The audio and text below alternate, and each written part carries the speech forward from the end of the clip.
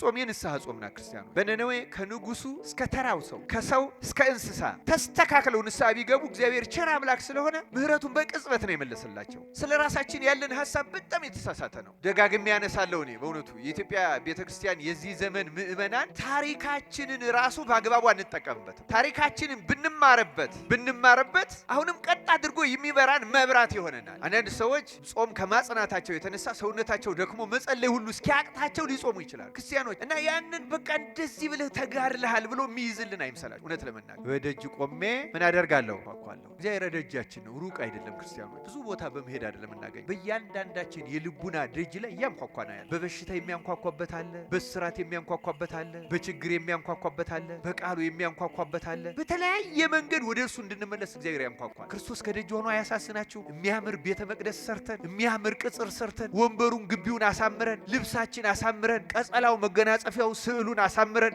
እግዚአብሔር ከደጅ ሲሆን አያሳዝናችሁም? ይሄ ሁሉ ምን የመሰለ ነገር አድርገን ክርስቶስ ከደጅ ሲሆን ከዚህ በላይ ምን ያሳዝናል? እውነት ለመናገር ክርስቶስ ከደጅ ነው ክርስቲያኖች፣ ለብዙዎቻችን ከደጅ ነው። አንድ ሰው ሕይወቱ ወደ ትክክለኛው መስመር እየገባ መሆኑን የሚያውቀው የሰው ኃጢአት ከአይምሮው እየጠፋ የራሱ ኃጢአት እየጎላ ከታየው በትክክለኛው መስመር ውስጥ ያለ ሰው ማለት ይመስለናል። አሁን እኛ ከእግዚአብሔር ጋር ያለን የምንገናኝ ጸሎታችንም ቁርባናችንም መባችንም መስዋዕታችንም የሚቀበለው ይመስለናል። ብዙ ነገራችን ድምቀት አለው፣ ማማር አለው። በአሁኑ ጊዜ ከተሞቹ በጣም ይገነባሉ። ህንጻቸው በጣም ድንቅ ነው። የሚሰራው ነገር ሁሉ አስገራሚ ነው። ዝማሬው፣ ልብሰ ተክህኖው፣ ካባው፣ ላንቃው ብዙ ነገሩ ያማረ ነው። ግን ውስጡ ሲመረመር ግን እንደዛ ላይሆን ይችላል። በመንፈሳዊነት ያጌጥን አይመስለኝም። እንደምናስበው አይደለም። እምነታችን እንደምንናገረው እንደምንፎክረው አይደለም። ቢኖረን እንኳን በእኛ መረዳት ላይ የተንጠለጠለ ነው። ከእግዚአብሔር ያገኘ ነው። የተገለጸ የነጻ የጠራ ፈተና የሚያሻግራል። የጠራው ወርቅ ከኔ ግዛ፣ የጠራ እምነት። ለዚያ ነው ደቀ መዛሙርቱ ጌታ ሆይ እምነት ጨምርልን፣ እኛም እምነት ጨምርልን ብለን እሱ እንዲጨምርልን መልካም ፈቃዱ ይሁን። አሁን እኛ ያለን ክህደት የተግባር ክህደት ነው ክርስቲያኖች። በተግባር ብዙ ድካም ነው ያለብን። በእውነተኛ ህይወት ክህደት ይገኝብናል። ከላይ ሲታይ ደግሞ እምነትም አለን እና በጣም አስቸጋሪዎች ነን። ልይዝህ አልችልም የሚለው ለዛ ነው። በዚህ በራእየ ዮሐንስ ላይ መካከል ላይ ያለን ስለሆን አስቸጋሪ ሆነን ተገኝተናል ማለት ነው። ይገርማቸዋል። አንድ አባት ምን ይላል? ቢያንስ ኃጢአት ማቆም ቢያቅተን ሙሉ ኃጢአተኞች መሆናችን ከልባችን የምናምን ከሆነ የእግዚአብሔር እርዳታ አይለየንም ይላል። የተፈተነ እምነት ይኖራችሁ። በእምነታችሁ መካከለኛ አትሁኑ፣ ልብ አትበሉ። ተግባራዊ እምነት። ይህን ወርቅ ከኔ ግዛ፣ እውር ነህ አንተ ምንም የለህም፣ እንደምታስበው አማኝ አይደለህም፣ እንደምትገምተው እምነት የጠራ አይደለም። መሪ ብትሆን፣ አስተማሪ ብትሆን፣ አዋቂ ብትሆን፣ ተርጓሚ ብትሆን፣ በእኔ ዘንድ ያለህ እምነት ግን ከኔ የተገኘ አይደለም። በራስህ መረዳት በራስህ እውቀት ላይ የተመሰረተ ስለሆነ አልቀበልህም።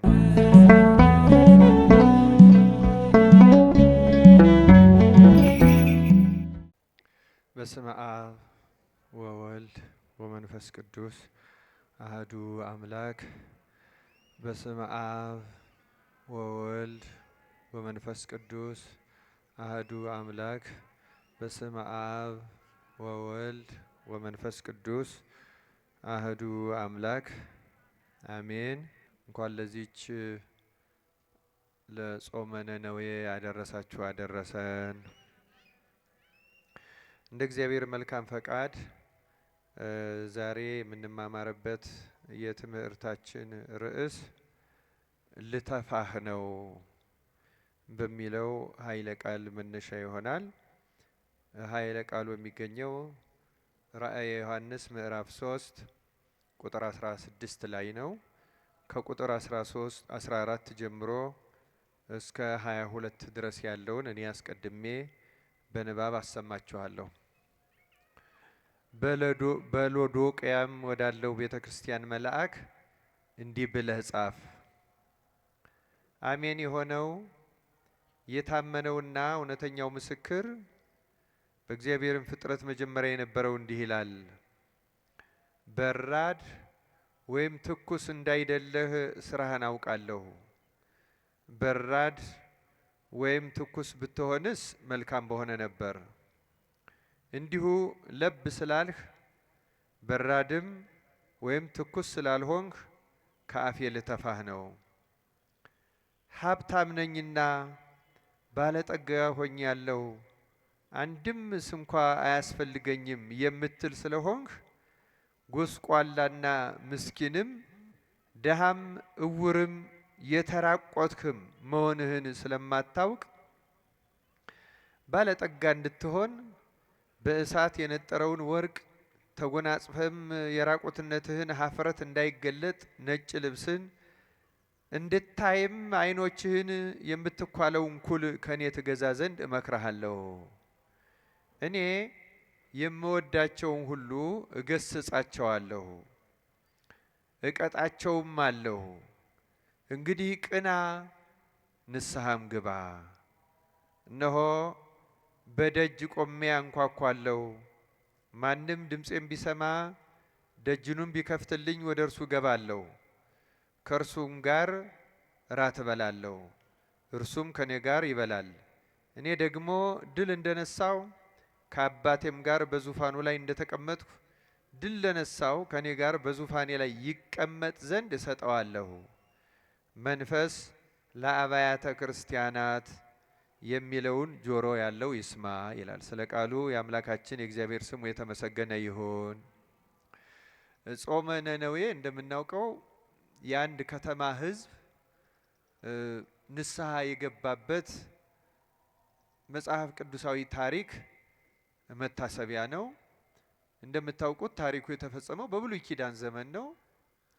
በዚያ ዘመን ነነዌ የአሦራውያን ከተማ አሁን ኢራን በምንለው ሀገር ውስጥ የነበረች ትልቅ ከተማ ነች። እግዚአብሔር ያንን ያደረገበት ብዙ ምክንያት አለው። ለኛም እንድናስተውል እሱ በቸርነቱ ምስጢሩን ይግለጠልን።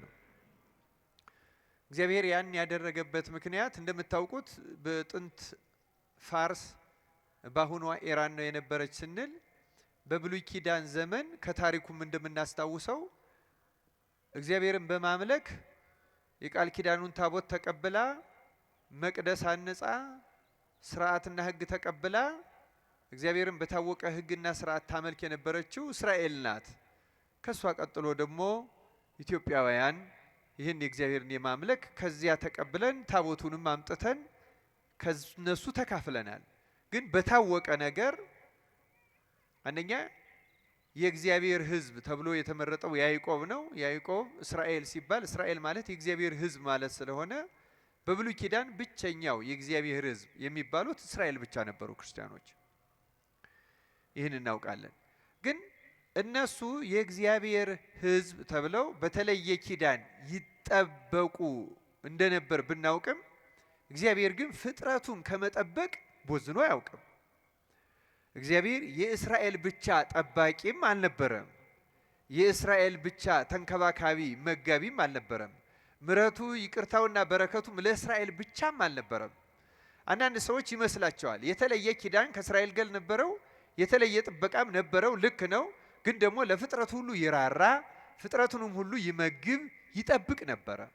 ሌላው ቀርቶ በሐዲስ ኪዳን አሁን ሰው ሆኖ በመጣው በእግዚአብሔር ቃል እናምን ዘንድ እኛ ምን ግድ ይለናል? እሱ ኪዳን የነበረው ከእስራኤል ጋር ነው። ይጠብቅ የነበረው እነርሱን ነው። ይመግብ የነበረው እነርሱን ነው እንዳይሉ እግዚአብሔር ትንቢት ያናገረው በእነርሱ ነው። ተአምራት ያደረገ ነው በእነርሱ ነው እንዳይል ቀሪው ዓለም እጅግ የሚያስደንቁ ተአምራትን በአሕዛብ መካከል አድርጓል። እጅግ የሚያስደንቁ ራእዮችንና መገለጦችም ለአሕዛብ አሳይቷል። የነነዌ ታሪክ ከነዚህ ውስጥ አንዱ ነው። እግዚአብሔር እስራኤልን ብቻ ነው እንጂ ያዳነው ሌላውን ዓለም መች አዳነ መች ጠበቀ እንዳይባል ከእስራኤል በላይ በ3 ቀን ንስሐ ይቅር ያላትና ከመጥፋት ያዳናት ነነዌ ለዓለም ምስክር ነች። ምስክር ነች።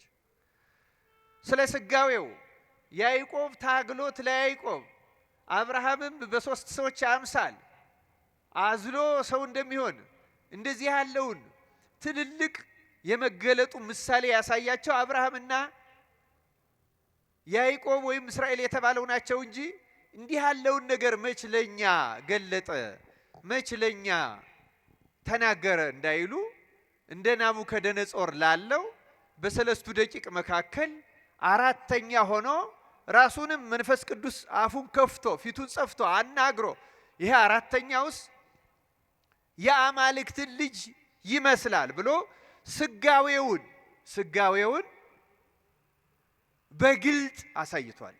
ለፈርዖን በዮሴፍ በኩል አሳይቶታል።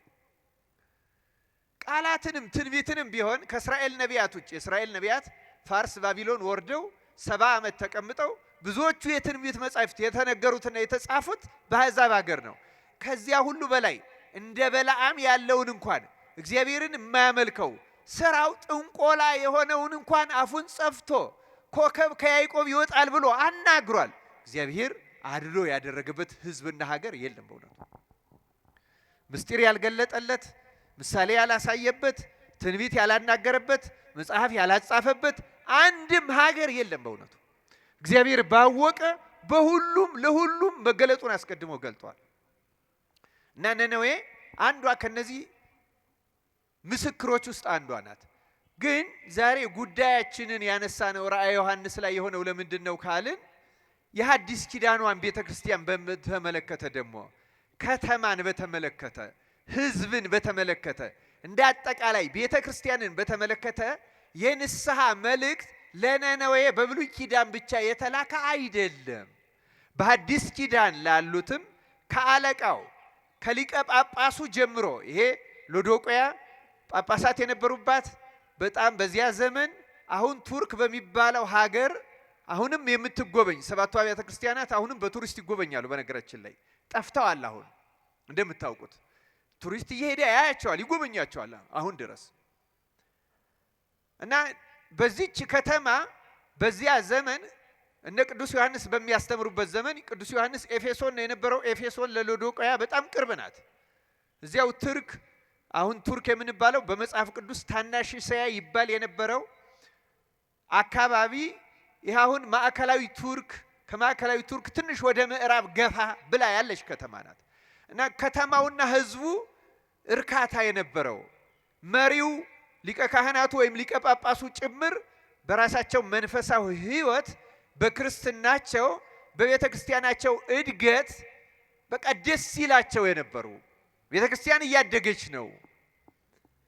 በተለይ ይህን ቃል የተረጎሙ የጥንት ሊቃውንት እንደነገሩት እንደተረጎሙትና እንደጻፉት የዚች ለምሳሌ ከሰባቱ አንዷ የሆነችው የሎዶቅያ ቤተ ክርስቲያን መሪው ደግሞ የበለጠ ተጠያቂ ስለሆነ በእርሱ ተጻፈ እንጂ የሁሉም ነው። ግን እሱም ደግሞ በበሽታው አብሮ የተጠቃ ነው የነበረው።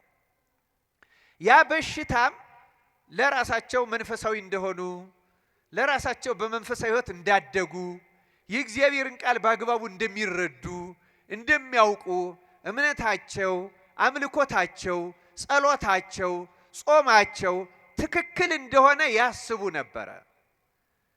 ሲነበብ እንደሰማችሁት ባለጠጋ ነኝ የምትል ግን ድሃ መሆንህን የማታውቅ ይላል። አሁን ይሄ ቃል እርግጥ ሎዶቅያ በታሪኳ ከተማዋም የባለጸጎች ከተማ ስለነበረች ቤተ ክርስቲያናቸውም በሀብትም ባለጸጋ እንደነበረ በታሪክ ተመዝግቧል። ሌላው ቀርቶ በዚያ ዘመን ባለጸጋ ከመሆናቸው የተነሳ ከከተማይቱ ወደ 5 ኪሎ ሜትር ራቅ ያለ ቦታ ላይ ሙቅ ውሃ ነበረ። ያን ሙቅ ውሃ እንዳሁኑ ቧንቧ ባለ መስመር አስገብተው ከተማውን ይጠቅሙት ነበረ። ታዲያ ሙቅ ውሃው ከፈላበት ከወጣበት ወጥቶ እንደምታውቁት የትኛውም ፍል ውሃ ያለበት ከወጣ መውጫው ላይ ነው እንጂ ሙቅ እየወረደ ሲሄድ እንደሞቀ ነው እንደሚቀጥለው። ምን እያለ ነው የሚቀጥለው? እየቀዘቀዘ ይሄዳል። እና 5 ኪሎ ሜትር አምጥተውት ከተማዋ ሲደርስ ቅዝቃዜም ያለቀቀው ሙቀቱም ያለቀቀው ማለት እየቀዘቀዘ የመጣ ግን ሙቀቱ ያለቀቀው ለብ ያለ እዚህ ምሳሌው የተነገረው ራሱ በዚያ ውሃ ነው ይላሉ ጌታ የተናገረው። ስበው ባመጡት ውሃው እነሱ ጋር ሲደርስ ሙቀቱ ለቆት ለብ ብሎ ጨርሶም አልቀዘቀዘም፣ ጨርሶም ሙቀት አልተለየውም። ያንን ምሳሌ አድርጎ ነው እንደዚህ የተናገራቸው ይላሉ ሊቃውንቱ። ይሄ እንግዲህ የሚያመለክተን የዛሬ 2000 ዓመት ምን ያህል የሰለጠኑ እንደነበሩ፣ ምን ያህል ውሃን ስበው አምጥተው ይጠቀሙ እንደነበሩ፣ በእርግጥም ባለጸጎች፣ በእርግጥም ምቾት ያላቸው፣ በዚያው ላይ ደግሞ ለቤተ ክርስቲያናቸውንም ጥሩ አድርገው አንጸው ገንብተው አሳምረው ያመልኩ፣ ይሰግዱ፣ ይጾሙ፣ ይጸልዩ፣ ይቀድሱ፣ ይቆርቡ የነበሩ ናቸው። በጣም የሚገርመውና የሚያሳዝነው ዛሬ በዚህ በጾመ ነነዌ እኔም በዚህ ርዕስ እንድንማር የፈለኩት መንፈሳዊ ሕይወታቸውን ስንመለከተው ግን እጅግ በእግዚአብሔር ዓይን ሲታይ ከፍተኛ አደጋ ውስጥ የነበሩ ሰዎች ነበሩ። እንደነርሱ ከሆነ ባለጸጎች ናቸው። እንደነርሱ ከሆነ ትክክል ናቸው። እንደነርሱ ከሆነ የደመቀ አገልግሎት ሰጪዎች ናቸው። እንደነርሱ ከሆነ ዝማሬያቸው ልዩ ነው። እንደነርሱ ከሆነ አምልኮታቸው ልዩ ነው። እንደ እግዚአብሔር ግን እንዲያውም ወደ መጨረሻ እንደሰማችሁት እደጅህ ቆሜ ምን አደርጋለሁ ነው ያለው? አንኳኳለሁ። ይህንን አቡሊዲስ የተባለው የቤተክርስቲያን ሊቅ ሲተረጉም እደጅህ ቆሜ አንኳኳለሁ ያለው ቤተክርስቲያን ውስጥ የለሁም እኔ ማለቱ ነው ይላል።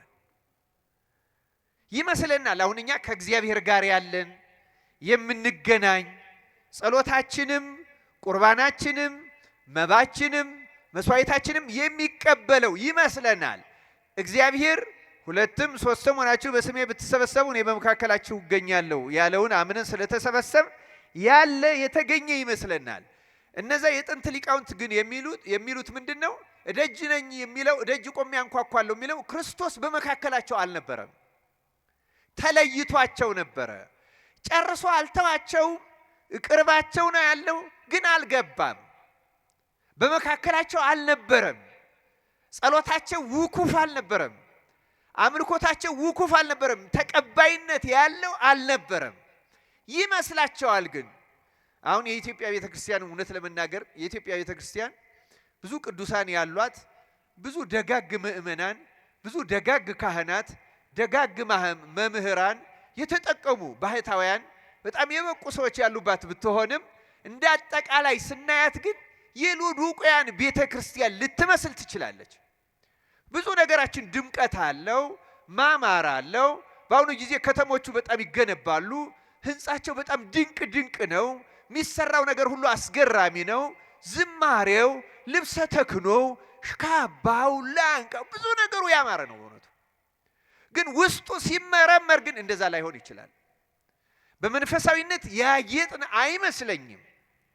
እንዲያውም በድፍረት መናገር ይቻላል በዘረኝነት፣ በጉቦ፣ በጥላቻ፣ በመነቃቀፍ፣ በመተማማት ምእመኑም ካህናቱን ያማል፣ ካህናቱም ከካህናቱም ምእመናንን የሚነቅፉ አሉ፣ ከምእመናንም የማያሙ በንጽህና በቅድስና የሚኖሩ አሉ። ይህን ረስቸው አይደለም። የአብዛኛው ግን ብዙ ችግር ያለበት ነው ህይወታቸው። አገልጋዮቹም እንደዚህ አለቃንን በእውነቱ ሊቅ የሆን ነው የሚመስለን፣ አውቀን የጨረስን ነው የሚመስለን፣ ተረርተን የጨረስን ነው የሚመስለን። በቃ ቦታችን ልዩ ነው፣ ደረጃችን በልቡናችን ለራሳችን የሰጠነው ልዩ ነው። ባለጸጎች እንደሆን አዋቂዎች እንደሆን ብዙ የምንመካ በባለጸግነት የምንመካ እውር መሆናችን ድሆች መሆናችን የማናውቅ ምስኪኖች መሆናችን የማናውቅ የምናሳዝን ለእግዚአብሔር ቅርብ የምንመስል እግዚአብሔር ግን ከቤታችን የወጣ ጨርሶ ስላራቀን ቆሞ የሚያንኳኳ እባካችሁ ክፈቱልኝ ስሙኝ የሚለን እጅግ ችግር ውስጥ ያለንን በእውነቱ በዚህ ዘመን አብዛኛዎቻችን በዚህ ውስጥ ነው ያለነው። ለዚህ ነው በዚህ ርዕስ የምንማረው። ሳነብላችሁ እንደሰማችሁት ቃሉ በጣም የሚገርም ነው። አሁን ርዕሳችን ልተፋ ነው የሚለው ቁጥር 16 ላይ ያለው ከላይ ከፍ ብሎ ያለውን ስናየው በራድ ወይም ትኩስ እንዳይደለህ ስራህን አውቃለሁ። በራድ ወይም ትኩስ ብትሆንስ መልካም ቢሆን ነበር። እንግዲህ ታውቃላችሁ አሁን ሰው ሊያስታውከው ሲል እንዲያው ገጥሟችሁ ከሆነ ምን አይነት ስሜት ነው በውስጣችን የሚሰማን? ለምሳሌ ልብ ያለ ነገር የወሰደ ሰው ያቅለሸልሻል አያቅለሸልሸው? አዎ አንዱ ሲሆን ጥሩ ነው በእውነቱ። ይሄ እግዚአብሔር ቃል የሚነግረን ግን በጣም በዚያ በእነሱ ስበው ባመጡት ውሃ ምሳሌ አድርጎ እነሱ ብቻ አይደለም እስከ ዕለተ ምጽአት ላለ ነው በሙሉ የተጻፈ ነው። በመጽሐፍ ቅዱስ ምን ማለት ነው ይሄ በራድ ወይም ትኩስ እንዳይደለህ አውቃለሁ የሚለው ቃል ምን ማለት ነው? በጣም የሚገርሙ ናቸው። አንደኛ ባለጠጋ ነኝ። በጣም የሚገርም እኮ ነው። ስለ ራሱ ያለውን ሲናገር ባለጠጋ፣ ሀብታም ነኝና ባለጠጋ ሁኛለሁ፣ አንድም እንኳ አያስፈልግም የምትል ስለሆንክ፣ ጎስቋላና ምስኪንም ድሃም እውርም የተራቆትህም መሆንህን ስለማታውቅ ይላል። አምላካችን እግዚአብሔር በቸርነቱ ሁላችንንም ይቅር ይበለን። እቺ ጾም የንስሐ ጾም ናት ክርስቲያኖች። በነነዌ ከንጉሱ እስከ ተራው ሰው ከሰው እስከ እንስሳ ተስተካክለው ንስሐ ቢገቡ እግዚአብሔር ቸር አምላክ ስለሆነ ምህረቱን በቅጽበት ነው የመለሰላቸው። እውነት የአዲስ አበባን ብዙ አጥቢያዎች በዚህች 3 ቀን ልዩ ጉባኤ መዘጋጀቱ እንዴ መልካም ነው። እኛም ደግሞ ብናስተውል በማስተዋል ብንጾማት ራሳችንን ብንመረምር እንደ ሀገር እንደ ኢትዮጵያ ኦርቶዶክስ ተዋሕዶ ቤተክርስቲያን አጠቃላይ እንደ አንድ ሀገረ ስብከት እንደ አንድ አጥቢያም ከዚያ እየወረድን ደግሞ እንደ አንድ ቤተሰብ እያንዳንዳችን ደግሞ እንደ አንድ አማኝ እንደ አንድ ካህን እንደ አንድ አገልጋይ ራሳችንን ብናይ በእውነትና ብንመረምረው ከዚህ በዚህ መንገድ ለኃላፊው ከተጻፈለት ከሎዶቅያ ቤተክርስቲያን ኃላፊ ወይም አለቃ ወይም ሊቀ ጳጳስ ብዙ የምንማረው ነገር አለን። ክርስቲያኖች ስለ ራሳችን ያለን ሐሳብ በጣም የተሳሳተ ነው። ደጋግሜ ያነሳለሁ እኔ በእውነቱ የኢትዮጵያ ቤተክርስቲያን የዚህ ዘመን ምእመናን ታሪካችንን ራሱ በአግባቡ አንጠቀምበትም። ታሪካችንን ብንማርበት አሁንም ቀጥ አድርጎ የሚበራን መብራት ይሆነናል። የቅዱስ ላሊበላ ታሪክ ብንማርበት ላሊበላ ህንፃውን ይዘን እኛ ኮራት ነው የሚያስቸግረን። ግን ቅዱስ ላሊበላ እነዚያን ለመስራት የበቃበትን ትህትናውን ብናየው መንፈሳዊነቱን ብናየው ራሱን ዝቅ ማድረጉን ብናየው ላሊበላን ወደዚያ ጥበብ የመራ አምላክ እኛንም ይመራን ነበር። እኛ የላሊበላን መንፈስ አንከተለውም። በላሊበላ ህንፃ ትዕቢት ግን ተጠምደን ተይዘናል። በእውነቱ የአክሱም አባቶቻችንን ታሪክና መንፈስ አንከተለውም። በአክሱም ታሪክ ትዕቢት ግን ከሰማያ ሰማያት ወርደን እንፈጠፈጣለን። በጎንደር በጣና ገዳማት በቁልቢ በግሸን ሁሉንም ቦታዎች ማንሳት ይቻላል። በዚህ በጻድቃኔ በደብረ ሊባኖስ በአሰቦት በምድረ ከብድ በዝቋላ እስከ ታችኛው እስከ ባሌ እስከ ነብርብር እስከ አርባ ምንጭ እስከ ነበሩ ጥንታዊ ገዳማት ታሪኮቻችን የጠፉት ጠፍተዋል ያሉት ብቻ የነሱ መንፈስ ብንመረምረው ታሪካቸው ከኩራት ለይተን ብናጠናውና በእነርሱ መንፈስ ብንጓዝ እውነት የነሱ ልጆች እንባል ነበር። እኛ በስጋ ልደት የነሱ ልጆች ነን እንጂ በመንፈስ ጠላቶቻቸው ነን። እንደ ፈሪሳውያን ጌታ በወንጌል እንደዛ ነው ያላቸው። የአባቶቻችን በእውነት በአባቶቻችን ዘመን ኖረን ቢሆን ኖሮ እነዚህ ነቢያትን ሲገድሉ ባልተባበርናቸው ነበር ሚሉትን አንስቶ በእውነትም የነዚያ የገዳዮች ልጆች መሆናችሁን ትመሰክራላችሁ አላቸው። እኛ ጠላቶቻቸው ነን፣ ለአባቶቻችን ጠላቶቻቸው፣ ታሪካቸውን በስራ የማናስቀጥል፣ መንፈሳቸውን የማንወድ፣ ትህትናቸውን የማንወድ፣ ትጋታቸውን የማንወድ፣ መንፈሳዊነታቸውን የማንወድ፣ ጥበባቸውን የማንወድ፣ የሰሩትና መሬት ላይ ያለውን ቅርስ እያነሳን የምንታበይ፣ የምንጠላላ፣ የምንፎካከር እዛ የተወለድንበት አካባቢ አንዱማ ሲኖር እጅግ ትልቅ በሽተኞች ነን። በእውነቱ የጸና በሽታ ነው ያለብን። እግዚአብሔር ከእንዲህ ያለው በሽታ በቸርነቱ ይፈውሰን። የእውነት ነው የምናገረው። በዚህ ዘመን እንዳለን አብዛኛዎቹ የኢትዮጵያ ክርስቲያኖች ከባድ ችግር ውስጥ ያለ የለም። ይመስለናል ባለጸጎች ይሆን፣ ይመስለናል መንፈሳዊዎች ይሆን፣ ይመስለናል ጥሩ አምልኮ ላይ ያለን በሃይማኖታችን ትክክል ይሆን። ሃይማኖታችን ራሱ ትክክል ነው። እኛ አምላኪዎቹ አማኞቹ ተከታዮቹ ግን አይደለንም። እኛ ባለጸጎች እንደሆን ይሰማናል፣ ግን ድሆች ነን፣ የተራቆትን ነን፣ ምስኪኖች ነን፣ የማናስተውል ነን ክርስቲያኖች። የእግዚአብሔር ቃል የሚነግረን ይሄንን ነው። እና ምንድነው ይሄ በራድ ወይም ትኩስ አለመሆን የሚለውን ሊቃውንት ሲተረጉሙ አንድ 3 ትርጓሜ ሰጥተውታል አባቶቻችን። አንደኛ በራድ ወይም ትኩስ እንዳይደለህ አውቃለሁ ሲል ለማንኛውም አማኞቻችን የሚተረጎመው የመጀመሪያ እምነታችንን የተመለከተ ነው።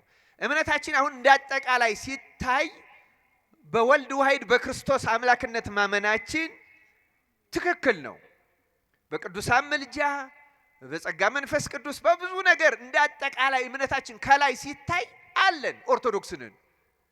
ከውስጥ ግን በሕይወታችን ስንመረመር በምንጸልየው ጸሎት፣ በምንጾመው ጾም፣ የእግዚአብሔርን ቃል በመስማት እግዚአብሔር ከኛ ጋር ስለሚያደርገው መግቦት፣ ጥበቃ፣ ድነት ግን ባዶዎች ነን እና ከላይ የሆነ እምነት የሚመስላለን፣ ከውስጥ ስንበረበር ደግሞ የለንም። ወይ ጨርሰን አልካድንም ወይ ጨርሰን አላመንም። መካከል ላይ ልብ ያለ የሚያስጠላ ሁኔታ ላይ ነው ያለነው። በማህበራዊ ሚዲያ ስንከራከር፣ ስለ ቤተ ክርስቲያን ስንናገር እንዲሁ የበቃን ነው የምንመስለው። የጠነቀቅን እምነታችን የገባን የተረዳን እንመስላለን። ምንጠቅሰው ጥቅስ፣ ምንጠቅሰው መጽሐፍ፣ ምናቀርበው አስረጃ አናጣም። በገቢር ግን ከቅዱሳን ጋር ራሱ በጸሎት ተገናኝቶ መጠቀም ደግሞ ምንም የለንም። በእውነቱ ከላይ እንደምንናገረው አይደለንም። ሰባኪዎቹ እንደምንሰብከው አይደለንም። አስተማሪዎቹ እንደምናስተምረው አይደለንም። ምዕመናኑም እንደሚናገረው እንደሚለጥፈው ስዕል እንደሚጠቅሰው ጥቅስ አይደለንም። እምነታችን ከአንድ አማኝ ከውስጡ ከልቡ ነው ሊገኝ እንደሚጠበቅበት ያለ እምነት የለንም። ክርስቲያኖች ልብ ያለንን ማዕከላዊ ነን። ጨርሶ ያላመነ እኮ አንድ ይሻላል። ወይ ደግሞ ጠበቅ አድርገን ይዘን ራሳችንን መርምረን የገቢር እምነት ማለት ምን ማለት ነው? ቢያንስ የሚያስደርግ ማለት ምን ማለት ነው? እንደ መቶ አለቃው ቃል ብቻ ተናገር ብላቴናይም ይፈወሳል ብሎ አምኖ የሚያስደርግ እንደዚያች ከነናዊት ሴት ከውሾቹ እንዳንዱ ቁጠረኝ፣ ውሾች ከጌቶቻቸው ማዕድ የሚወድቀውን ፍርፋሪ ይበላሉ ብላ የሚያስደርግ እምነት፣ እንዲህ ያለስ እምነት እያለ ጌታ ያደነቃቸው። የሚያደርግ አለ ገባሪ ማለት የሰናፍጭ ቅንጣት ታክል እምነት ቢኖራችሁ ይህን ተራራ ከዚህ ተነቅለ ሂድ ቢትሉት ምን ይሆናል? ግድ የለም ተአምራት ማድረጉ ይቀርብን። ቢያንስ ለምነን ማግኘት የምንችል ለምንድን ነው የማናገኘው ይላል የእግዚአብሔር ቃል። ለምሳሌ ወንጌሉ ላይ ይላል፣ ማርቆስ ወንጌል ምዕራፍ 14 ላይ በጸለያችሁና በለመናችሁ ጊዜ የለመናችሁትንና የጸለያችሁትን እንደተቀበላችሁት አድርጋችሁ ቁጠሩ እመኑ ይላል። ያን ጊዜም ይደረግላችኋል ይላል። ለምንድን ነው የማይደረግ ካል እየለመንም ይደረጋል ብለን አናምንም። እምነታችን መካከለኛ ጠይም ነው፣ ልብ ያለ ነው። ክህደትም አይደለም እምነትም አይደለም። ክርስቲያኖች እና እኛ ለዚህ እኮ ነው ጌታ ልተፋህ ነው። ምክንያቱም ልብ ያለ ይተፋል፣ ያስታውካላ፣ ገብቶ አይስማማም፣ ጤና አይሰጥም።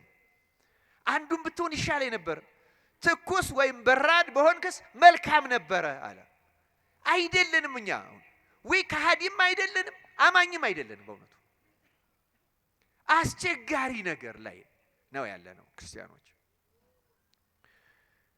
ይሄም ብቻ አይደለም። በእውነቱ እንደው እምነታችንን አሁን ስናየው ሁለት ጥቅሶችን ማንበብ እፈልጋለሁ። ቅዱስ ጳውሎስ ለቲቶ በላካት መልእክት ላይ ምዕራፍ 1 ቁጥር 16 እንዲህ ይላል፣ እግዚአብሔርን እንዲያውቁ በግልጥ ይናገራሉ። እኛን የሚመለከት ነው። እግዚአብሔርን እንደሚያውቁ በግልጥ ይናገራሉ።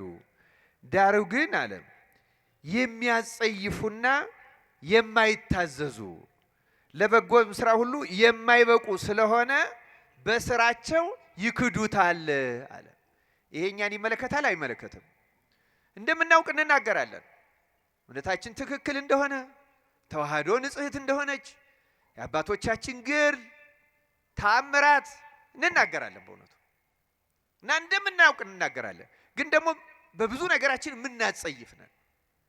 የእግዚአብሔር ቃል የሚወቅሰን እንደዛ ብሎ ነው እና በምን ያለ ከእውቀት ሲታዩ፣ ከንግግራቸው ሲታዩ፣ ከምስክርነታቸው ሲታዩ እግዚአብሔር እንደሚያውቁ በስራቸው ግን ይክዱታል አለ። እኛ እንደዚያ ነን። ወይ በስራችንም ጨርሰን እንመን ወይም ደግሞ በእውቀቱም ጨርሶ መካድ ይሻላል እኮ። አሁን መካድ ጥሩ ነው ለማለት አይደለም የምናገረው።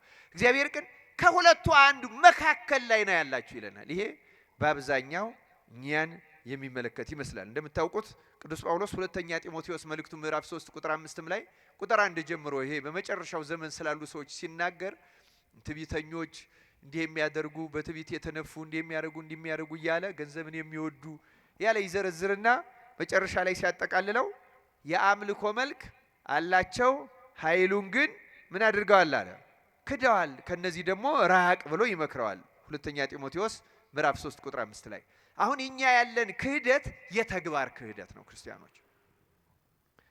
በተግባር ብዙ ድካም ነው ያለብን።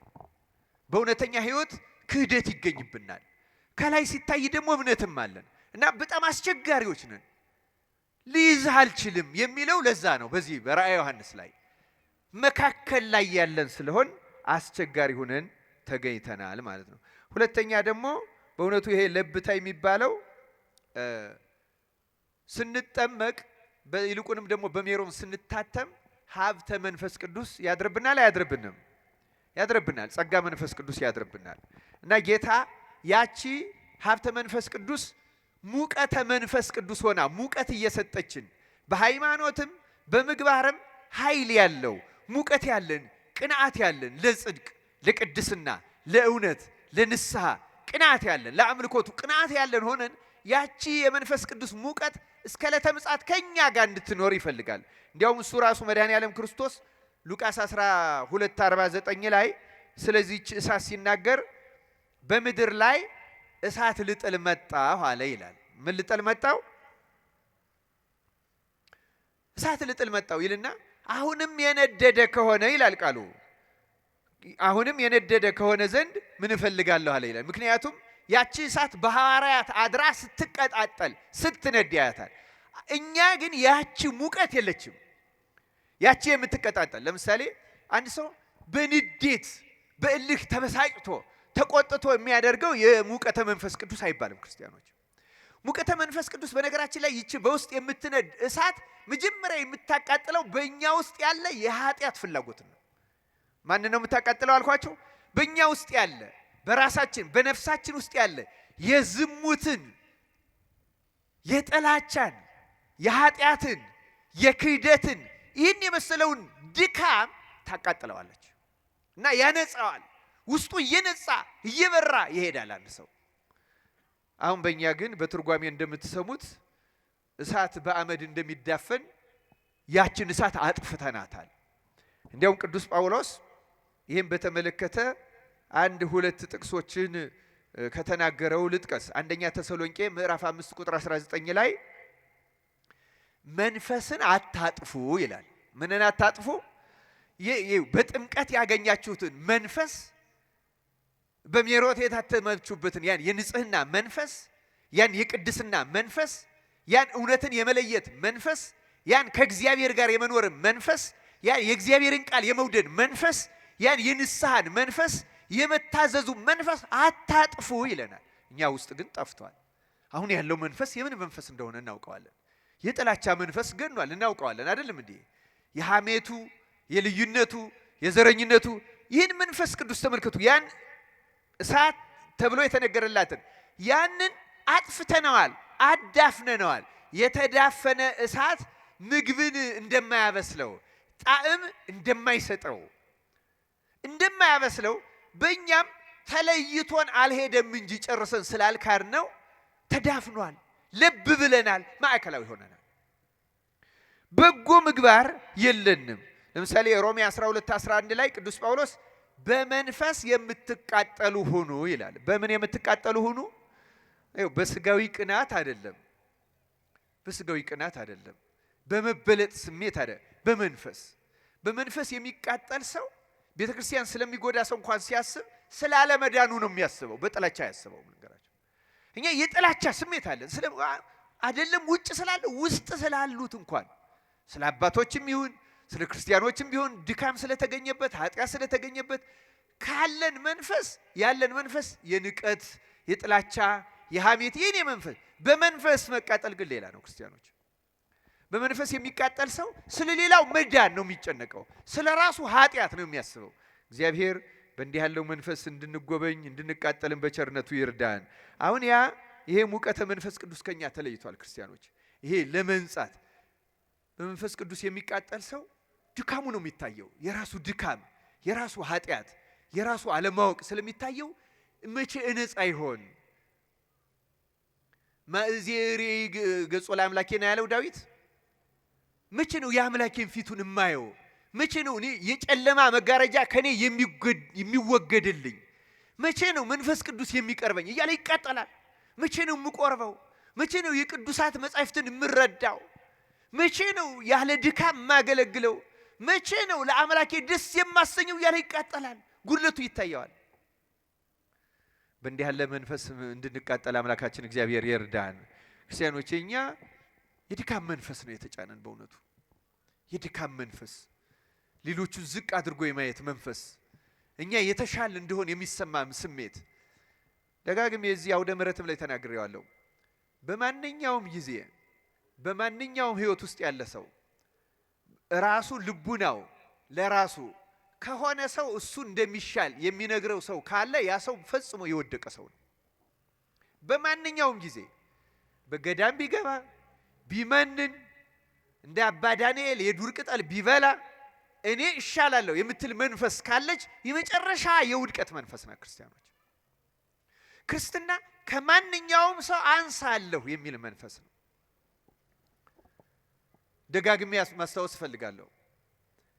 አባ መቃርስ እንዲሁ አንድ ተጋዳይ መነኩሴ መጣና ለራሱ እንዲሁ የተሻለ መንፈሳዊ ህይወት ላይ እንዳለ ተሰምቶታል። ግን ደግሞ ድንገት የቀረኝ ካለ ብሎ መጥቶ ጠየቀው። እንዲሁ እንዴት ሆኜ ልኑር? ምን ባደርግ የተሻለ እግዚአብሔር እንድሳሰኘዋለሁ? አባቴ ወይ ምክርህን ስጠኝ አለው።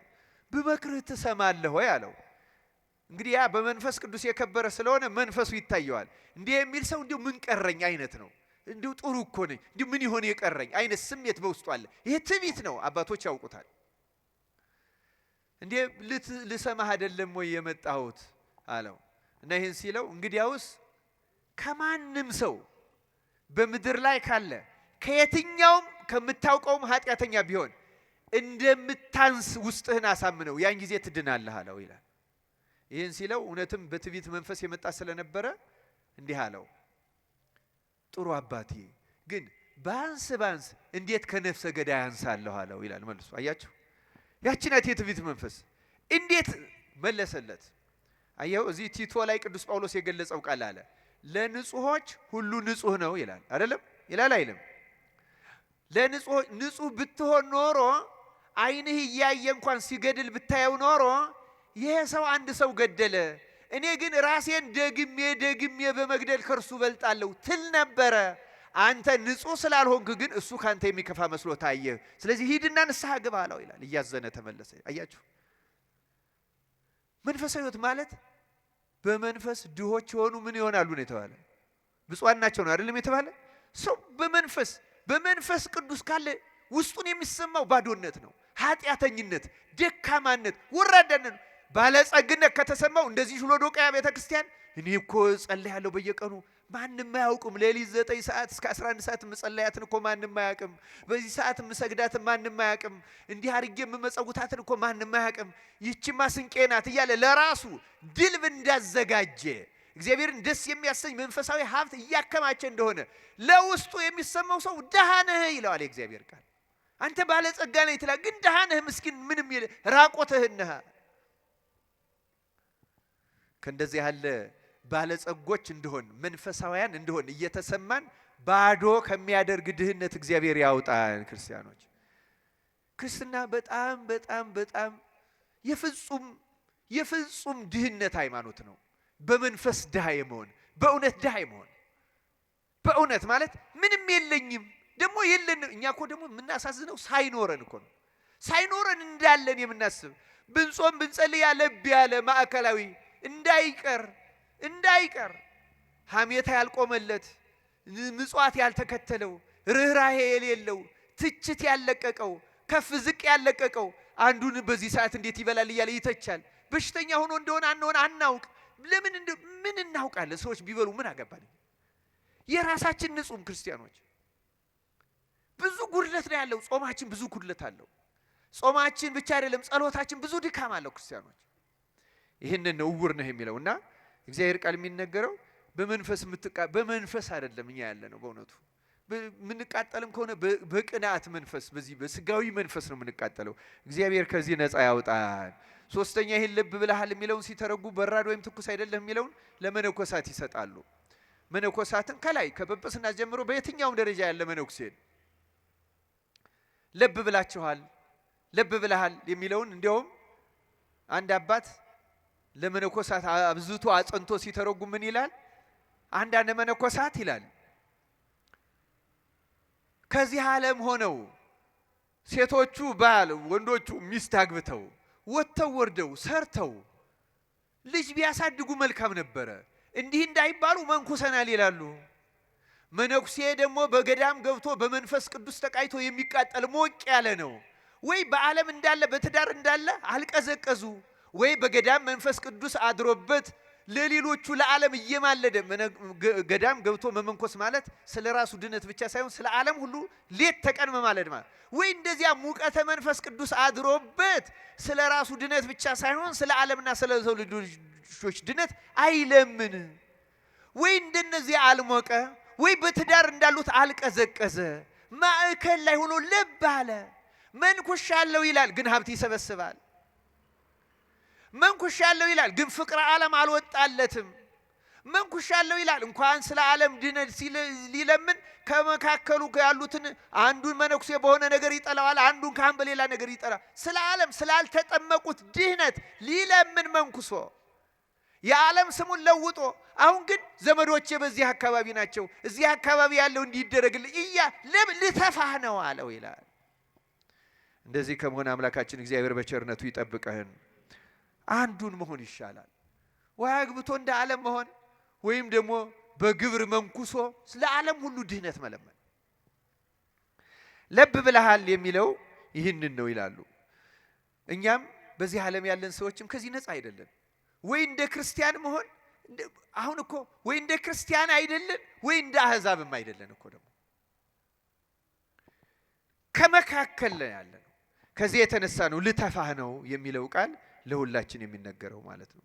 የተወደዳችሁ የእግዚአብሔር ቤተሰቦች በእውነቱ የእግዚአብሔር ቃል በዚህ በሎዶቅያ ያለው የቤተክርስቲያን አለቃ ይህን ከተናገረ በኋላ 3 መድኃኒት ያዝለታል። ንባቡን ሰምታችሁት እንደሆነ ደግሜ ያስታውሳቸዋለሁ።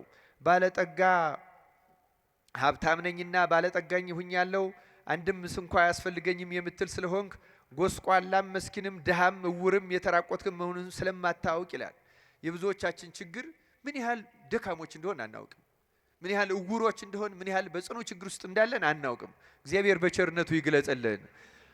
ለምሳሌ አንዳንድ ሰዎች አንዳንድ ጊዜ እንዲህ ያህል ጥያቄ ይጠይቁናል። እኔንም ተጠይቄ አውቃለሁ። መንፈሳዊ ሕይወቴ ትክክል መሆኑን በምን አውቃለሁ? እንደዚህ አይነት ጥያቄ በህሊናችሁ ይመጣል። ጸሎቴ፣ ጾሜ፣ አካሄዴ፣ ነገሬ ሁሉ ትክክል መሆኑን በምን አውቃለሁ? በመጽሐፍ የተጻፈው ስለ ኦርቶዶክስ ትክክል ነው። ያንን አይደለም የምንጠራጠረው። ይህን የራሴ ተግባር ግን ተግባራዊ ሕይወቴ ትክክል መሆኑና ለመሆኑ በምን አውቃለሁ ይላሉ። አንድ ሰው ሕይወቱ ወደ ትክክለኛው መስመር እየገባ መሆኑን የሚያውቀው የሰው ኃጢአት ካይምሮው እየጠፋ የራሱ ኃጢአት እየጎላ እየጎላ እየጎላ ከታየው በትክክለኛው መስመር ውስጥ ያለ ሰው ማለት ያ ሰው ነው። እየሰማችሁ ነው አይደለም? ስለ ሌሎች ሰዎች ድክመት፣ ስለ ሌሎች ሰዎች ኃጢአት፣ ስለ ሌሎች ሰዎች ድካም አእምሯችን የሚያስብ ከሆነ እና አሁን ለቤተ ክርስቲያን እንቆረቆራለን የምንለው አብዛኛው ሰዎች ቤተ ክርስቲያን የምትጎዳ የሚመስለን በሌሎች ሰዎች ኃጢአትና ስህተት ነው። ልክ ነው። ያ ሊጎዳ ይችላል። ቤተ ክርስቲያን ጎዳት ማለት ግን እንዳለች የቅድስናዋን ይጎዳታል ማለት አይደለም። ያን ሰው ራሱን ነው የሚጎዳው። በነገራችን ላይ ቤተ ክርስቲያንማ የክርስቶስ አካል ናት። ቤተ ክርስቲያን የምትባለው ህብረት ውስጥ ያሉ ተጎጂዎች አይደሉም። ውጭ ያለን ሰዎች ግን ተጎጂዎች ነን። የአጥቢያው አባል ነን፣ ቅዳሴው እንገናኛለን፣ እንደዚህ ጉባኤው ላይ እንገኛለን። ግን ከመንፈስ ቅዱስ ህብረት ውስጥ ላንገኝ እንችላለን እና ጉዳቱ የኛ ነው። ስለዚህ አንድ ሰው ሌሎች ሰዎች እያጠፉ እየጎዷት ነው ብሎ መጨነቁን ማቆም አለበት አንድ ክርስቲያን። ይህ ማለት በአጥቢያው ላይ መቆርቆር አይኑረው፣ ሀሳብ አይኑረው እንደዚህ ማለት አይደለም። ክርስቲያኖች ግን የመጀመሪያ የኛ መንፈሳዊ ህይወት ሳይስተካከል እኛ ወደ እግዚአብሔር ለመገናኘት ጥረት ሳናደርግ የመንፈስ ቅዱስን እርዳታ ቢያንስ ይገርማቸዋል። አንድ አባት ምን ይላል? ቢያንስ ኃጢአት ማቆም ቢያቅተን ሙሉ ኃጢአተኞች መሆናችን ከልባችን የምናምን ከሆነ የእግዚአብሔር እርዳታ አይለየንም ይላል። ሙሉ የምንታመን ከሆነ ማንኝ እኔ ሌላውን አዋረድ ዘንድ እንቅ ዘንድ እተች ዘንድ የነገሌ ድርጊት የበለጠ ጎጂ ነው እል ዘንድ እኔ ማንኝ እያለ የራሱን ኃጢአት ስለሌላው ሲነገረው እኔ በሱ ቦታ ቢሆን ከሱ ከፋ ይሆናል እያለ ንስሐ የሚገባ ሰው የእግዚአብሔርን ጸጋ ያገኛታል። በእውነት አብዛኛዎቻችን ግን ኧረ በስመ አብ እንዲያው በሆንስ እንደዚህ አላደርግም የሚል የትዕቢት መንፈስ አለብን ብዙዎቻችን። የምናደርገው አይመስለንም። በእውነቱ እግዚአብሔር ከእንደዚህ ያለ መንፈስ ነፃ ያውጣን። ስለዚህ የእግዚአብሔር ቃል አታውቅም ራስህን ካለ በኋላ እንግዲህ በነጥብ መሄድ እንችላለን። በነገራችን ላይ አንደኛ ለብ ብለሃል ነው ማዕከላዊ ነጥባችን አይደለም እንዴ? ሁለተኛ ባለጠጋ ነኝ ብለሃል። ኃጢአቶቹ እነዚህ ሁለቱ ናቸው። አንደኛው ለብ ማለት ነው ማዕከላዊ መሆን፣ በእምነትም ማዕከላዊ መሆን፣ በምግባርም ማዕከላዊ መሆን፣ መነኩሴም ሲሆን ማዕከላዊ መሆን፣ ወይ እንደ መነኩሴ አለመሆን፣ ወይ እንደ ዓለም በዚህ ዓለም እንዳሉ ክርስቲያኖች አለመሆን፣ ለክርስቲያንም እንደዚያ ወይ እንደ አሕዛብ የለየለት ከሃዲ አለመሆን፣ ወይም ደግሞ እንደ አማኝ በተግባር አማኝ አለመሆን፣ በምግባሩ ወይ እንደማያምኑት የማያምኑት የራሳቸው ስነ ምግባር አላቸው። እንደዚህ አይነት ስነ ምግባርም የለንም። ወይም ደግሞ እንደ አንድ ክርስቲያን ክርስቲያናዊ ምግባር የነጻ የተቀደሰ የለንም። ማዕከላዊ አንዱ ድካም ይሄ ነው ለብ ማለት። ሁለተኛው ደግሞ ለራሳችን የተለየ ግምት መስጠት፣ ባለጸጎች እንደሆን፣ አዋቂዎች እንደሆን፣ ትክክል እንደሆን፣ መንፈሳዊ እንደሆን፣ መንገዳችን ትክክል እንደሆነ መታመን፣ ግን ደግሞ እንደዚያ ሳይሆኑ መገኘት። ታዲያ መንፈሳዊ ሕክምናውን የእግዚአብሔር ቃል እንዲህ ብሎ ያስታውሰዋል። ባለጠጋ እንድትሆን ይላል። ባለጠጋ እንድትሆን በእሳት የነጠረውን ወርቅ አንድ፣ ተጎናጽፈህም የራቁትነትህ ኀፍረት እንዳይገለጥ ነጭ ልብስ ሁለት፣ እንድታይም ዓይኖችህን የምትኳለውን ኩል ሶስት አይደለም ይልና ምን ይላል? ከእኔ ትገዛ ዘንድ እመክርሃለሁ ይላል። ስለ ቃሉ የእግዚአብሔር ስሙ የተመሰገነ ይሁን። አሁን ተመልከቱ፣ ሶስት ነገር ነው ያስፈልግሃል የተባለ። አንደኛ የነጠረ ወርቅ አይደለም ነው አይደለም። ሁለተኛ ነጭ ልብስ፣ ሶስተኛ ኩል። እነዚህ ያስፈልጉሃል። እነዚህ ያስፈልጉሃል ብሎ ብቻ አይደለም ያዘዘው። እነዚህን ከየትም አምጣ አይደለም ያለው። ከማን ግዛ ነው ያለው? ተናገር ውስጥ ከማን ግዛ አለው? ከእኔ ትገዛ ዘንድ ያስፈልግሃል። ስለዚህ አንድ ሰው መንፈሳዊ ሀብትን ማግኘት የሚችለው ከማን ብቻ ነው ማለት ነው? ከእግዚአብሔር ብቻ ነው። ምን ማለት እንደሆነ ትንሽ ማብራራት ያስፈልጋል። በእውነቱ አንድ አባ ቴዎፋን የሚባል የ18ኛው ክፍለ ዘመን አባት እንዲህ የሚል ቃል ተናግሯል። ክርስቲያኖች ያላቸው ክርስትና ኦርቶዶክሳውያንን ማለት ነው ሁለት አይነት ነው ይላል። አንደኛው ሰዎች በተማሩት በሰሙት በተረዱት መጠን ይሄ ነው እምነት፣ ይሄ ነው ምግባር፣ ይሄ ነው አምልኮ፣ ይሄ ነው ቅዳሴ፣ ይሄ ነው ውዳሴ፣ ይሄ ነው ጾም፣ ይሄ ነው ጸሎት፣ ይሄ ነው ቸርነት፣ ይሄ ነው ደግነት ብለው በራሳቸው መረዳት የሚኖሩት የክርስትና አይነት አለ ይላል። ሁለተኛው ደግሞ ሰዎቹ እኔ ምንም የለኝም፣ ደሃ ነኝ፣ አቅምም የለኝም፣ አይምሮዬም ደንቆሮ ነው፣ ክፉን ከደጉ ጽድቁን ከኃጢአት መለየት አልችልም፣ አንተ ምራይ ብለው ራሳቸው ሙሉ በሙሉ በእግዚአብሔር ላይ ጥለው መንፈስ ቅዱስ የሚመራቸው ሰዎች የክርስትና ሕይወት አለ ይላል። ግልጽ ነው ሐሳቡ አይደለም? እና ይህን ሲያጠቃልለው ምን ይላል? ሰዎች በራሳቸው መረዳት መጠን የሚኖሩት የክርስትና አይነት በኋላ መብራቱን ይዘው ዘይቱን እንዳልያዙት አምስቱ ሰነፎች ነው። የሚያጸድቅ ይመስላቸዋል፣ አያጸድቅም። የሚበራ ይመስላቸዋል፣ አይበራም። የእውነት ትክክል ይመስላቸዋል። ክርስቶስ መጥቶ እስኪገለጥ ድረስ ጉድለቱን አያውቁትም። ይጠቅመናል ብለው ያደርጉታል፣ ግን አይጠቅማቸውም። ያ በራሳቸው መረዳት ላይ ያለ ነው። እውነተኛው ክርስትና መንፈስ ቅዱስ እንደ ዘይት ማለት መንፈስ ቅዱስ በፈቀደው እግዚአብሔር በፈቀደው ሲጸልዩም እነሱ የወደዱት እንዲሆን ሳይሆን እግዚአብሔር የወደደው እንዲሆን ይህን የፈቃድ ሳይሆን ያንተ ፈቃድ ይሁን፣ እኔ ክፉ ደጉን አንተ ለይልኝ፣ አንተ አመልክተኝ እያሉ ትምክህታቸውን እግዚአብሔር ላይ አድርገው እግዚአብሔር ያሰቡት ያለሙት ነገር ሳይሆን ሲቀር እንኳን ሳይበሳጩ እግዚአብሔር አልፈቀደውም ማለት ነው፣ እግዚአብሔር አልወደደውም ማለት ነው። የሚገጥማቸው በሽታ ቢሆን ረሃብ ቢሆን ስደት ቢሆን ስራት ቢሆን መከራ ቢሆን እግዚአብሔር ለኔ የፈቀደው ይሄ ነው እያሉ የእግዚአብሔርን ፈቃድ እየመረመሩ ያ የሚከተሉት የነዚያ ብቻ ነው ለጽድቅ የሚያበቃው ይላል ክርስቲያኖች። ለዚህ ነው ተመልከቱ ከኔ ግዛ ነው የሚለው።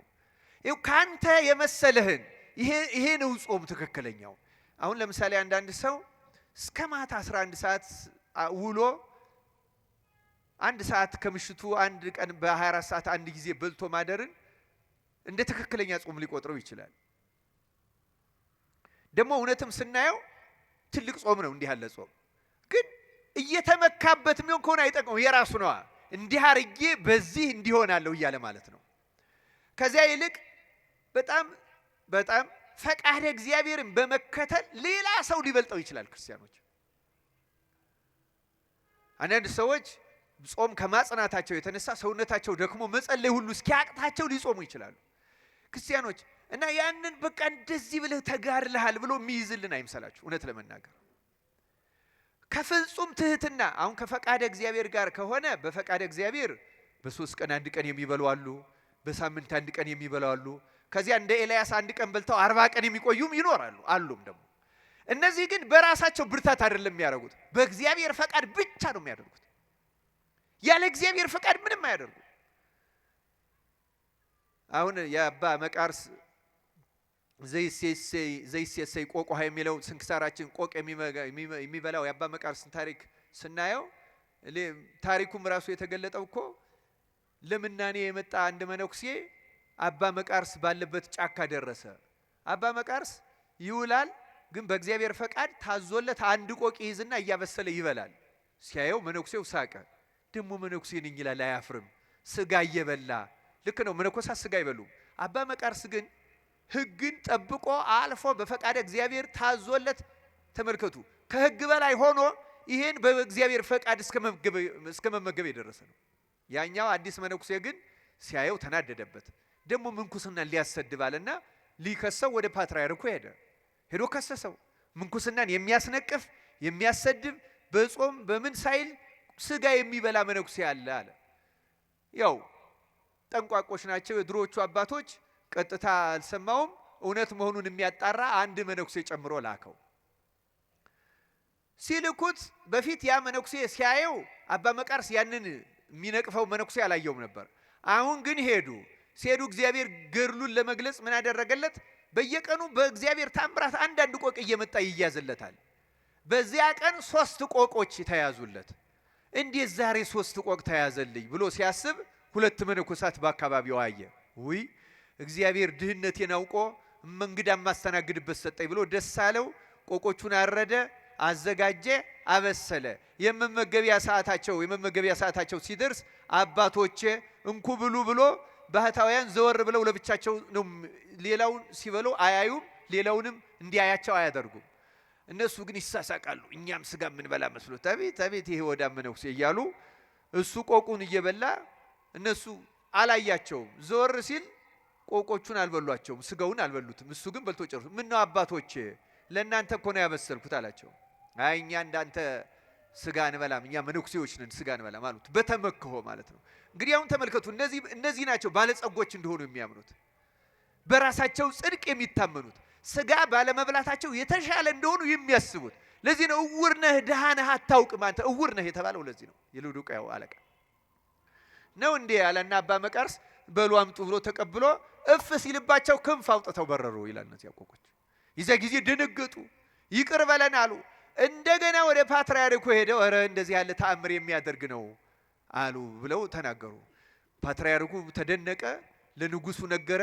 በዘመናችን እንዲህ ያለ አባት ተገኝቷል፣ ሂደን እንሳለም በረከት እንቀበል ብለው ንጉሱ ፓትርያርኩ ሰራዊት አስከትለው ሄደው ልክ አባ መቃርስ ያለበት ቦታ ሲደርሱ እግዚአብሔር ክብሩን ሊገልጽላቸው ወዶ ልክ እንደነ ኤልያስ ሲያርግ ሲሰወር አሳያቸው ይላል። አባታችን በረከትህን ስጠን አሉት። እባክህ ቃል ተናገረን አሉት። እና በዚያ ጊዜ እንዲህ አላቸው ይላል፣ መነኩሴ ትህርምት ካህን ትምህርት ባያበዛ ኖሮ አይታበይም ነበር። ምክንያቱም እነሱ ባላቸው እውቀት ይመካሉ። እውርነት ማለት ይሄ ነው ክርስቲያኖች፣ በመንፈሳዊነት ማለት ነው። ከእንዲህ ያለ በራሳችን ጽድቅ ከመመካት እግዚአብሔር ያደነን። ለዚህ ነው ከኔ ግዛ ነው ያለው። ተመልከቱ፣ ከራስህ አትግዛ፣ በራስህ ጾም አትመካበት፣ በራስህ ስግደት አትመካበት፣ በራስህ ምጽዋት አትመካበት። ያ ካንተ የሰበሰብከው አይጠቅምህም። ከኔ ግዛ በፈቃደ እግዚአብሔር በታዛዥነት በትህትና።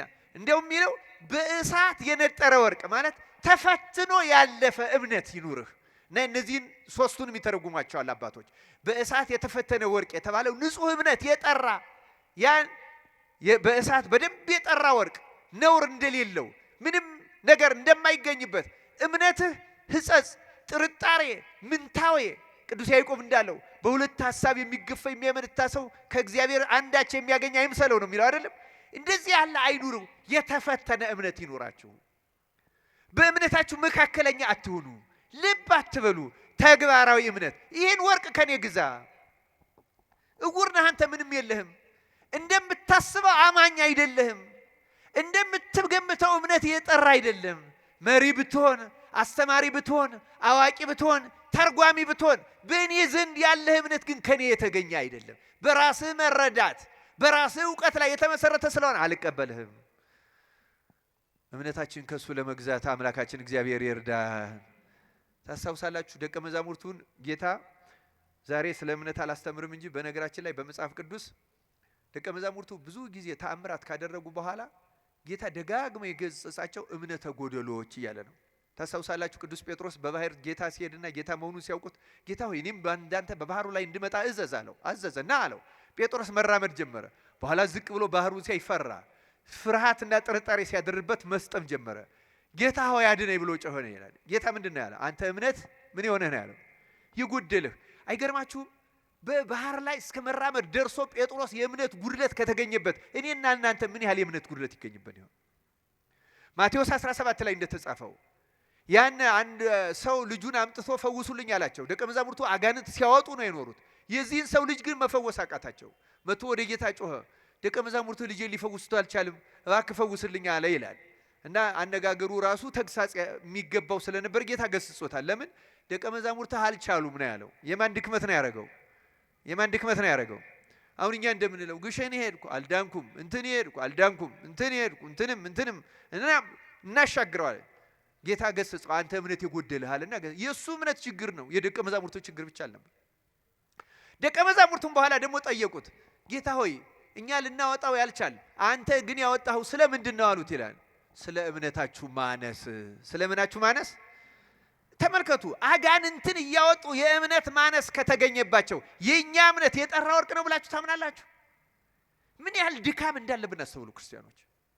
እንደምናስበው አይደለም እምነታችን፣ እንደምንናገረው እንደምንፎክረው አይደለም። ቢኖረን እንኳን በእኛ መረዳት ላይ የተንጠለጠለ ነው። ከእግዚአብሔር ያገኘ ነው፣ የተገለጸ የነጻ የጠራ ፈተና የሚያሻግር አይደለም። የጠራው ወርቅ ከኔ ግዛ፣ የጠራ እምነት። ለዚያ ነው ደቀ መዛሙርቱ ጌታ ሆይ እምነት ጨምርልን፣ እኛም እምነት ጨምርልን ብለን እሱ እንዲጨምርልን መልካም ፈቃዱ ይሆን። ነጭ ልብስ ራቁትነትህን እንድትሸሽግ አለ። ያ አባት የሎዶቅያው አባት እኮ ራቁቱን አልነበረም። ባለጸጋ ያጌጠ የተኩነሰነሰ ነበር። ውስጡ በእግዚአብሔር አይነት ሲታይ ግን ራቁት። አሁን እኛም ብዙዎቻችን እንደዚያ ነን። በማስመሰል ጽድቅ ከብረናል። በእውነቱ በማስመሰል ጽድቅ ጻድቅ ሆኖ ለመታየት መጣጣር፣ ሰዎች ሁሉ የተለየ መንፈሳውያን እንደሆን ግምት እንዲሰጡን፣ የተሻልን እንደሆን ምዕመናን እንደዚህ አይነት አስተያየት እንዲኖራቸው እንደ ተሻልን ቆጥረው የተለየ መባ የተለየ ስጦታ እንዲሰጡን ምንኩነሰነሰው በጣም ብዙዎች ነን በእውነቱ። በነገራችን ላይ እውነተኛ መንፈሳዊነት ከዓለም ሰዎች የተደበቀ ነው። በፍጹም እውነተኛ መንፈሳዊ ሰው ሌላ መንፈሳዊ የሆነ ሰው ብቻ ነው የሚያውቀው፣ ሌላ ዓለም አያውቀው። መንፈሳዊን ሰው የሚያውቀው መንፈሳዊ ሰው ብቻ ነው። ዓለም አያውቀው። ዓለም የሚያውቀው መንፈሳዊ ሰው የለም በእውነቱ። ይሄማ የዓለም መንፈስና የእግዚአብሔር መንፈስ አንድ ሆኗል ማለት ነው። የለም። ጻድቅን ጻድቅ ነው የሚያውቀው፣ የበቃን የበቃ ነው የሚያውቀው። መንፈሱ ርቱ የሆነ መንፈሱ ርቱ የሆነውን ያውቀዋል። መንፈሱ ርቱ ያልሆነው ሰው የሆነውና ያልሆነው አይለይ። ማስመሰሉን ብቻ ነው የምንከተለው። ራቆትህን ነጩን ልብስ ከኔ ግዛ አለ። ትዝ ይላችኋል የማቴዎስ ወንጌል ምዕራፍ 22 ላይ ወይም ሉቃስ 15 ላይ ስለጠፋው ልጅ የተሻለ ልብስ አልብሱት ነው ያለው አይደለም? ልብሱን አውልቁና የተሻለ ልብስ ምን አድርጉት? ልብስ የጸጋ እግዚአብሔር መመለስ ምሳሌ ነው። የምን መመለስ ነው? የምን ምሳሌ ነው አልኳችሁ?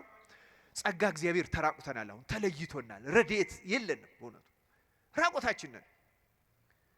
ንግግራችን አያምር። በዚህ ዘመንማ እንደው እኮ በጣም አስገራሚ ነገር እኮ ነው በእውነቱ። ለመናገር ራሱ ይከብዳል። አሁን ያለንበትን የውርደት መጠን ለመናገር አስቸጋሪ። እግዚአብሔር በቸርነቱ የጸጋውን ልብስ ያልብሰ። ሶስተኛ ምን ያስፈልጋል ነው ያለው? ኩል ለዓይንህ አጥርተህ እንድታይ። አንተ ግብዝ አይደለም የሚለው በማቴዎስ ወንጌል ላይ የሌላውን ኃጢአት የሌላውን መርፌ ታይዘን ካንተ ዓይን ያለው ምሰሶውን አስቀድመህ ምን አድርገናል? አሁን እኛ ኩል ዓይንን እንደሚያጠራው መንፈሳዊ አይናችን ድፍርስ ነው። የሆነ እውቀት ቢኖረን የሆነ ትምህርት ቢኖረን ድፍርስ ነው። ይሄ ፈሊጥ የሚባለው ለይቶ ማየት ጽድቁንና ኃጢአቱን፣ እውነቱንና ሐሰቱን፣ ጠቃሚውንና ጎጂውን፣ ይሄ ማስመሰሉንና እውነተኛውን መንፈሳዊ ሕይወት አናውቀውም። መለየት አልቻልንም። መንፈሳዊ አይናችን አልጠራም። ስለዚህ ኩል ያስፈልጋል። አሁን አስተውሉ። ከኔ ግዛ ነው የሚለው። ከክርስቶስ ያልተገዛ ከሱ ያልተገኘ ነገር አንዳችም አይረዳንም ክርስቲያኖች። እነዚህን ሶስት ነገሮች መግዛት ያለ የሚጀምረው ግን ይሄ ኩል የሚባለውን ሲተረጉሙ የመጀመሪያው የእግዚአብሔር ቃል ነው ክርስቲያኖች። የእግዚአብሔር ቃል ሕግህ ለእግሬ መብራት ለመንገዴ ምንድን ነው ያለ ዳዊት? ብርሃን ነው አይደል ያለው? ብርሃን ነው። የእግዚአብሔር ቃል ያሳያል። የእግዚአብሔር ቃል በነገራችን ላይ ራሳችንን እንድናይ የሚያደርግ በተለይ በወንጌል የተጻፉትን ትእዛዛት ደጋግመን እያነበብን የምንጸልይ ከሆነ አጥርተን ማየት እንጀምራለን። ይታየናል ድክመታችን። ቅድም እንዳልኳችሁ የመንፈሳዊነት ምልክቱ የራስን ኃጢአት በዝቶ ማየት ነው። እያንዳንዱ ሰው የራሱ ኃጢአት በዝቶ ከታየው እውነተኛ መንገድ ላይ ነው ያለ ነው ማለት ነው። እና ይሄ ኩል ያስፈልገናል። ይሄ ኩል የእግዚአብሔር ቃል ነው። ይሄ ኩል ከእግዚአብሔር ጸጋ ከእግዚአብሔር መንፈስ ቅዱስ የሚገኝ የራስን ኃጢአትና ድክመት እያሳየ ራስን የሚወቅስና ወደ እውነተኛው ንስሐ የሚመራ ነው።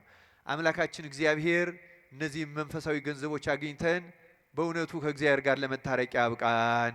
የመጨረሻው የዚህ ቃል እዚህ ለሎዶቅያው አለቃ የተጻፈለት ቃል በደጅ ቆሜ ምን አደርጋለሁ?